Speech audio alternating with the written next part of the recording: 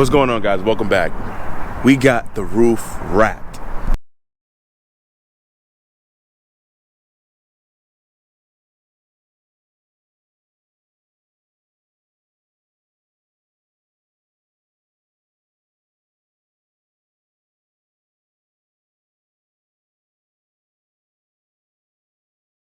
Shout out to Kat. She wrapped this car for me. If you guys obviously know she wrapped the roof, she wrapped the interior, everything. The only one gripe that I would have about this is the front. Now, here's a little disclaimer. So she did not wrap this roof entirely herself. I'm pretty sure you guys seen in the videos. Obviously, it's my car. You know, I like DIYs and I like doing stuff too as well. I like to get my hands dirty. Well, you know. There's nothing dirty about a wrap, but the prep and everything, I got it. You guys are gonna see it in the video before, and she let me hold that X-Acto knife, and I cut it a little bit too short. She tried to save it. You could tell if you look at the front. She tried to save it a little bit, but your boy screwed up. So at the end of the day, like I said, I like to thank her. Big shout out to her, and the reason why it's such a big shout out is because, well, one, she wrapped the roof, but two,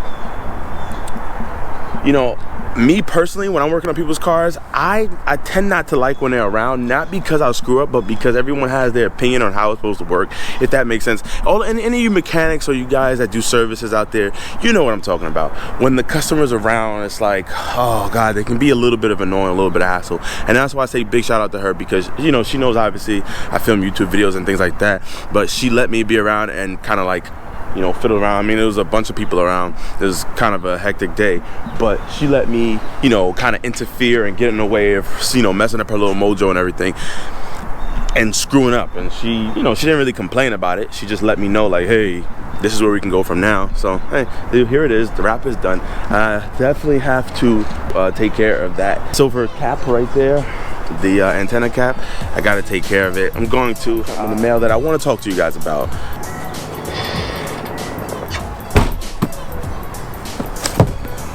All right, so you guys see the name on the box, Vibrant Performance. Now, this is very popular in the BMW community. I haven't seen as many people run it on the F chassis cars as I've seen the E chassis cars. I've got this set up off of the forum. It's an exhaust setup, and it's something like a custom exhaust setup. So right here, I will unveil to you the Vibrant 1411 2.5-inch high-flow super quiet resonator, or yeah, super quiet resonator. This is a resonator, this isn't a muffler. And I'll get into why I got that once I open it to see how nice and shiny it looks. If you guys do not know what a resonator is, essentially it's a resonator. It resonates the sound. Now, I'll kind of get into how it works. So this goes on your exhaust. It typically goes after the catalytic converter. My car doesn't have a catalytic converter, so it goes after the downpipe, as you would say. Well, I have a non-catted downpipe, so if you had even if you have a catalytic converter, it would go after the catalytic converter, which is called the downpipe. I guess that makes any kind of sense. If you have a turbo car, they call it a downpipe. If you don't have a turbo car, they pretty much call it like the heads, like the exhaust manifold or something like that. So after the exhaust manifold, there would be your cats, and there would be this bad boy right here. If you, whoa, this thing is pretty stout, huh? This would be a part of your mid pipe, I would say. This bad boy's job is to reduce the drone. So essentially, if you look at it, it's a straight through design, so it doesn't exactly muffle the sound. So what this is, the exhaust gases goes in here, and the sound frequencies that causes drone are somehow in here, and they bounce off and it get absorbed. If you look inside, there's like little, I guess, little mesh or whatever. It gets absorbed in there, they bounce off the walls. It essentially cancels out certain frequencies. What I'm going for my car is I want a louder exhaust setup. I do want burbles, or not necessarily burbles, but I do want 1 or 2 gunshots. And my gunshots are pretty loud, and this will pretty much make them louder because this is replacing the muffler setup. So I have 2 of these bad boys. Wow, it's really nice. It's stainless steel, wow. I paid about, I think 85 bucks for each, which comes in a lot cheaper than buying a whole exhaust. The other one is in this box. You can pick these up off of Amazon. I'll put the link down here. you can pick these up. And once I show you what's in here, I'll kind of explain to you guys my setup and why I wanted to go with this. We're just gonna go ahead and knock out the obviousness of this. The reason why it's called a Y pipe is because it's shaped like a Y. You guys didn't know that? Maybe you should hire a professional to do your exhaust. Okay, so for my car, the BMW 435, the N55 motor, it comes with a 3-inch exhaust, or 3-inch exhaust coming back. Now it's not manual bent, it's crush bent. Well, not even sure if it's crush bent, but it looks very crushed up when it's bent, so I'm gonna say it's crush bent. Manual bent is when the bends make corner, when the exhaust makes a corner, but it remains whole. Crush bent is when they just bend it and it kind of kinks a little bit like that. Now, obviously, manual bent is a lot better because, well, because the sound is able to kind of like travel freely. There's no like, it doesn't introduce a lot of turbulence. So like I said, it's a Y pipe because it's shaped like a Y, and this is a 3-inch piping. There's basically we have one turbo, so one turbo, one downpipe, one exhaust pipe going to the back.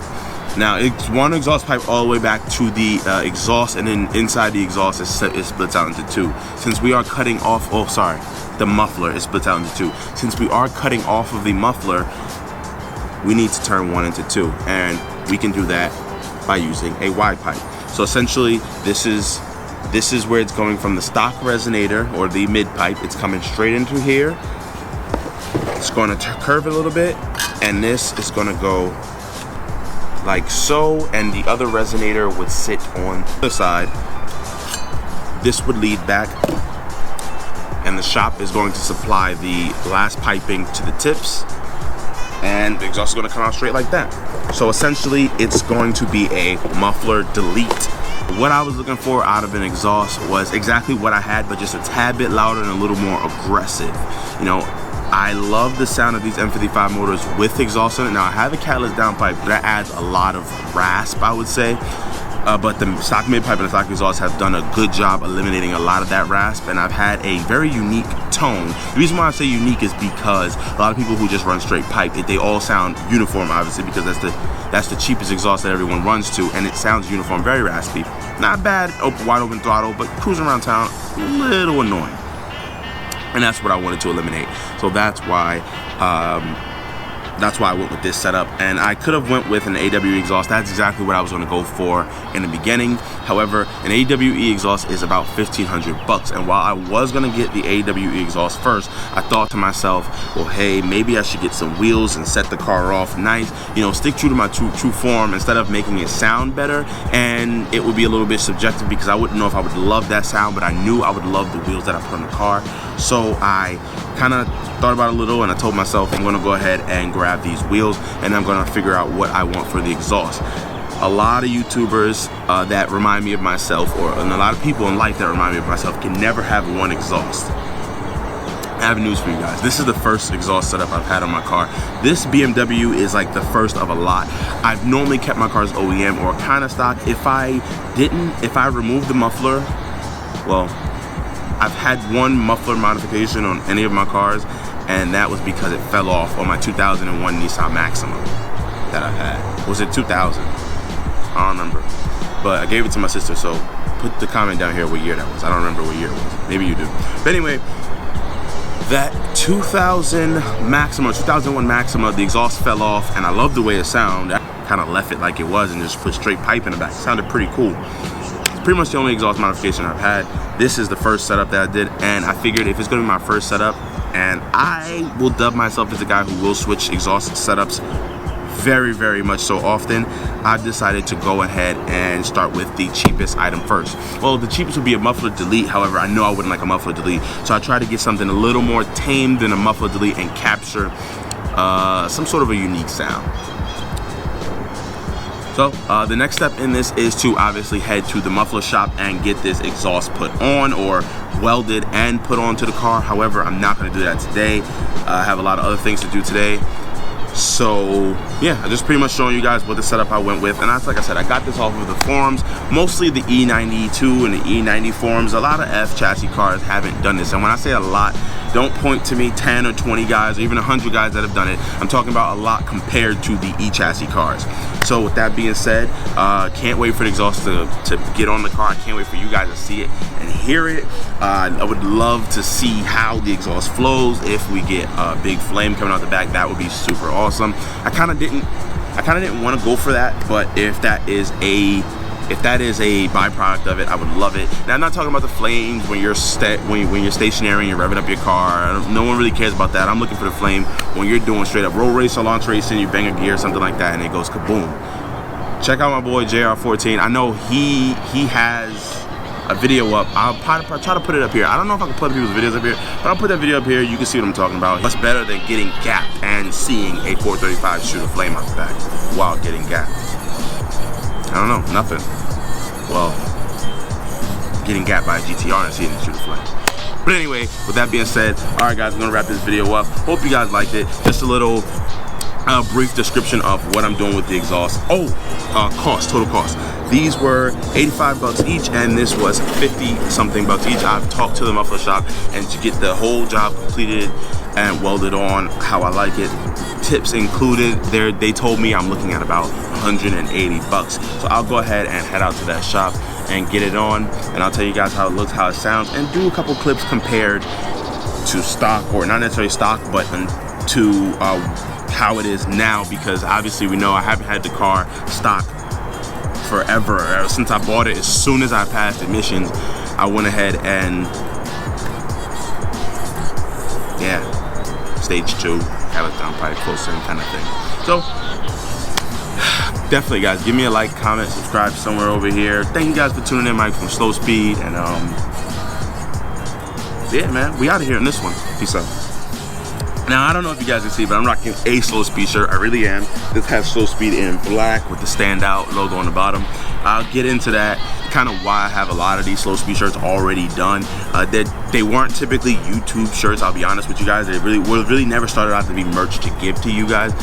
Eventually, I do want to do something like that, maybe on a little bit of a smaller scale though, kind of more like a limited edition kind of style. A lot of people are producing merchandise, and while that is super awesome and super dope, right now working on a whole bunch of different other little things with myself and my own personal life, and something like that would just be a little bit out of my reach right now. And I mean, the market's kind of saturated with it, but you know, I gotta put my mark on it some way, somehow, and one day it will be here.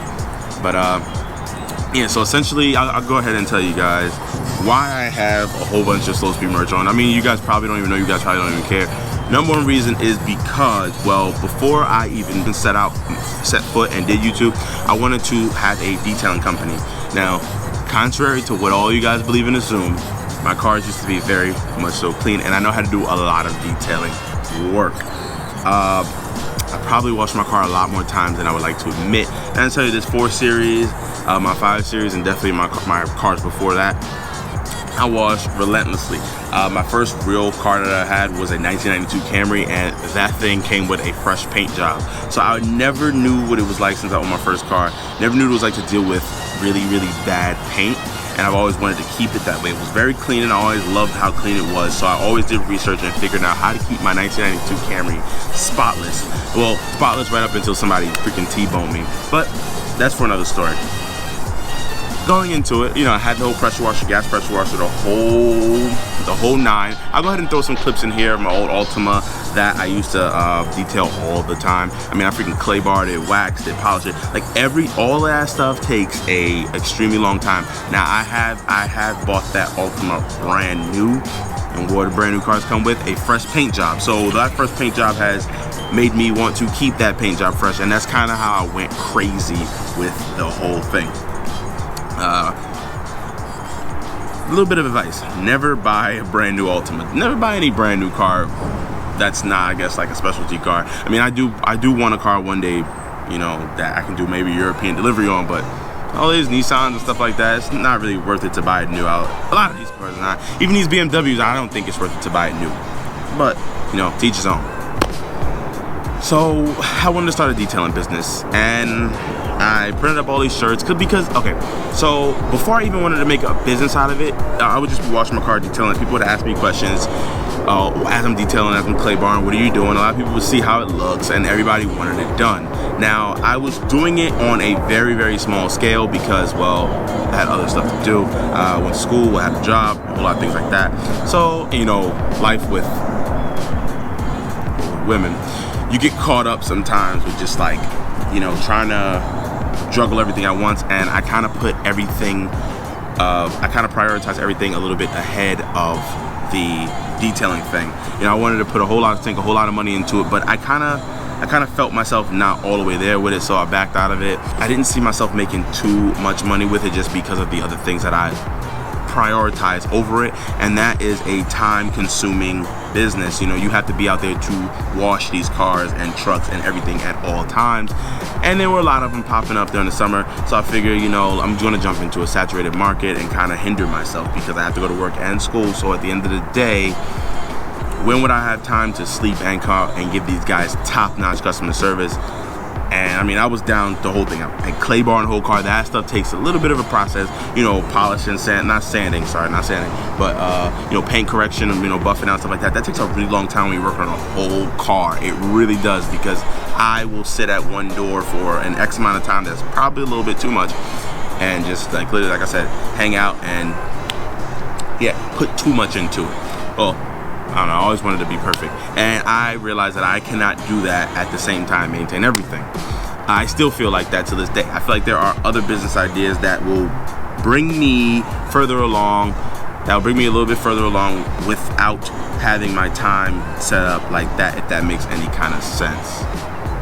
Yeah, don't know. But with that being said, I made a whole bunch of shirts, and they were typically for myself or a couple people on my team that wanted to help me with the projects or whatever, or the cars. And, you know, I would obviously give them clothes to wear while they're detailing cars. Hence why I have, you know, it's Slow Speed. That was the name of that. That was the name of that idea, that detailing company.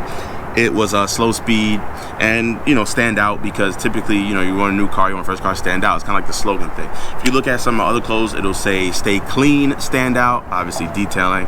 On the back of it was like, what, keeping it classy, something like that. I mean, that was kind of cheesy. I shouldn't have did that, but hey, I live with it. I still have that hoodie. I love it. But yeah, like I said, a lot of the Slow Speed stuff, or a lot of the Slow Speed merchandise that I have now, was really based around detailing. So I hope that makes sense to you guys, and that's why I have this stuff already while I'm doing YouTube, and I haven't really announced it to you guys. So I mean, I don't know, I guess I hope you guys like that talk. Now I think I'm really out of here. All right, guys, like, subscribe. We are at, I think, 1,300 and something subscribers now.